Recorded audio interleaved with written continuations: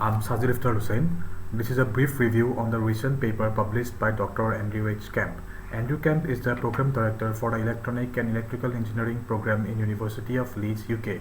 His focus is on Internet of Things and wireless sensor networks. He predominantly teaches at the master's and PhD levels, though most of his time is involved with the international collaboration that the university has established with Southwest Jiaotong University based in Chengdu, China. The most recent paper published by him on the field of IoT is Congestion Control in Wireless Sensor and 6-LoWPAN Networks towards the Internet of Things.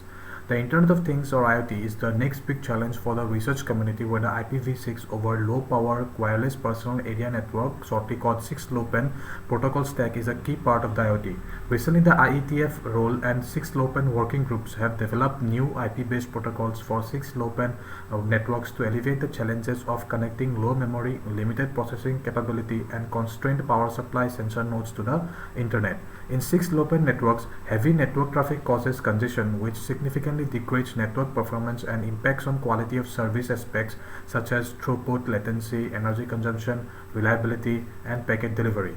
In this paper, they overview the protocol stack of 6-LoWPAN networks and summarize a set of its protocols and standards. Also, they review and compare a number of popular congestion control mechanisms in wireless sensor networks (WSNS) and classify them into traffic control, resource control, and hybrid algorithms based on the congestion control strategy used. They present the comparative review of all existing congestion control approaches in 6-LoWPAN networks. This paper highlights and discusses the differences between congestion control mechanisms for WSNS and 6-LoWPAN networks, as well as explaining the suitability and validity of WSN congestion control schemes for 6-LoWPAN networks. Finally, this paper gives some potential directions for designing a novel congestion control protocol which supports the IoT application requirements in future work. The IoT is a huge umbrella under which are grouped the collection of technologies and different networks such as IPv6 over low power wireless personal area network, also 6-LoWPAN. 6-LoWPAN network is considered to be a crucial network and an important part in IoT world where 6-LoWPAN modes will account for the majority of the IoT things. 6-LoWPAN is used for full integration of WSNS with the Internet where sensor nodes implement the Internet protocol or IP stack, though it was originally designed for wired networks. However, the implementation of the TCP/IP model in WSNS and 6-LoWPAN networks has many issues and problems due to the limited energy and buffer resources. TCP requires connection setup and termination before and after the data transmission, and UDP does not provide a congestion control mechanism. Thus, TCP and UDP are not efficient for WSNS and 6-LoWPAN networks. Therefore, one of the main issues in WSNS and 6-LoWPAN networks is congestion that causes packet loss, increased energy consumption, and degrades throughput. As wireless sensor nodes are connected to the Internet through 6-LoWPAN, the applications become wider for 6-LoWPAN networks, example industrial, automation, healthcare, military, environment, logistics, etc. Generally, the applications can be categorized into 4 types, that is event-based, continuous, query-based, and hybrid applications, based on the data delivery method. In event-based applications, network traffic is typically low and suddenly becomes high in response to a detected event. These high data rate packets cause congestion, and therefore it is very important to consider congestion control. In continuous applications, sensor nodes periodically send packets to the sink after predetermined time intervals. In query-based applications, the sink node sends a query to sensor nodes and they respond to the sink query by sending packets. Lastly, in the hybrid application type, the above 3 categories are combined into hybrid applications. That is, sensor nodes send packets periodically and at the same time send packets in response to an event as well as sending a reply to a sink query. This type of application will be common in the future as WSNS are integrated with the Internet to form the IoT. 6-LoWPAN enables transmission of IPv6 packets over low power memory bandwidth processing capability and cost devices which are compatible with the IEEE 802.15.4 standard. 6-LoWPAN provides a complete integration of wireless sensor nodes with the Internet. Connecting wireless sensor nodes to the Internet enables a wide range of applications.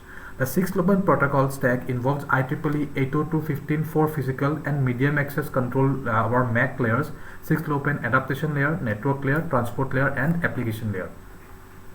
The process of congestion control in WSNS and 6-LoWPAN networks includes 3 steps: congestion detection, congestion notification, and congestion control and mitigation. Congestion detection. This step refers to the process of detecting congestion and specifying its location. Many congestion detection mechanisms have been proposed and used in WSNS and 6LoWPAN networks. Example: buffer occupancy, channel load, combination of buffer occupancy and channel load, packet service time, packet loss, and delay. Buffer occupancy. Each sensor node has a diff buffer which is used to store packets before they are transmitted to the wireless channel. When the buffer occupancy exceeds a threshold value, a congestion alarm is raised. The buffer threshold method is a simple and good indication of congestion. Channel load. It measures the packet load on the wireless channel. Channel load or channel busyness ratio is the ratio of time intervals when the channel is busy due to successful transmission or collision to the total time. Combination of buffer occupancy and channel load. In this method, the above two schemes are combined and congestion is detected either in the node's buffer or in the wireless channel. Packet service time. It is the time interval between packet arrival at the MAC layer and its successful transmission. It equals 1 hop delay and covers packet waiting time at the MAC layer and packet transmission time. Packet loss. This method is used if ACK is activated. When a sender does not receive an ACK, it assumes that acknowledgement, that is, it assumes that congestion occurs. However, packet loss can be caused by wireless errors rather than collision at the wireless channel. Delay. It is a time since a packet is generated at the sender until its successful reception at the next hop receiver or the endpoint receiver. However, using the delay as indicator for congestion may be misunderstanding when the ratio duty cycle is applied at the MAC layer that causes long delay for the package. Other such are as difference between input and output traffic rates, packet inter-arrival time, weighted moving average of queue length, and traffic rate. Congestion notification. When congestion is detected, the congested nodes should notify source nodes which nodes cause congestion in the network. The congestion information is sent either implicitly or explicitly. Implicit notification. Using this method, the congestion information is piggybacked in a data packet header or in acknowledgement packets.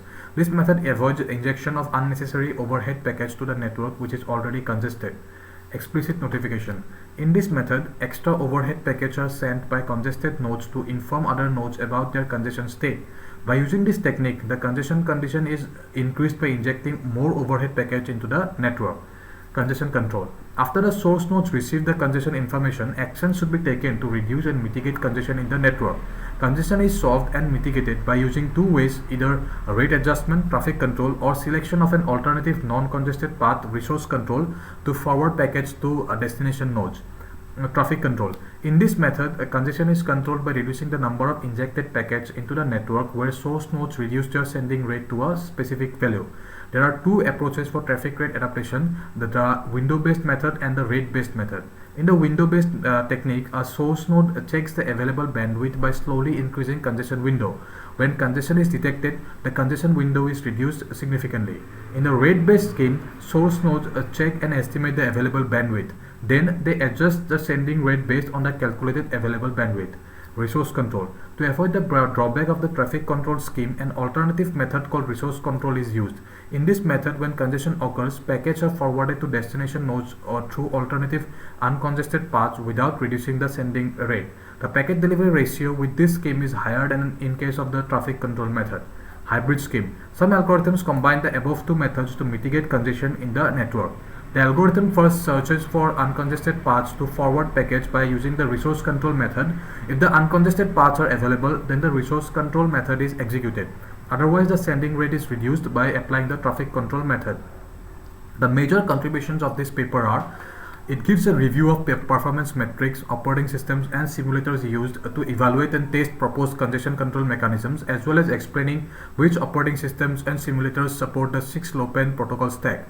The paper reviews popular papers designing congestion control approaches and mechanisms for WSNS based on the congestion control method used to solve and mitigate congestion, traffic control, resource control, and hybrid schemes. To the base of their knowledge, this is the first paper basically that reviews congestion control algorithms for 6LoWPAN networks and mechanisms which are built based on the unique characteristics of IEEE 802.15.4 standard, IPv6, and 6LoWPAN. This paper highlights and discusses the differences between congestion control mechanisms in WSNS and 6LoWPAN networks and explains whether congestion control approaches for WSNS are suitable and valid for 6LoWPAN networks. Furthermore, this paper gives potential direction in future work for designing a novel congestion control mechanism which should build upon the 6LoWPAN protocol stack and its characteristics and take into account the IoT application requirements. Thank you.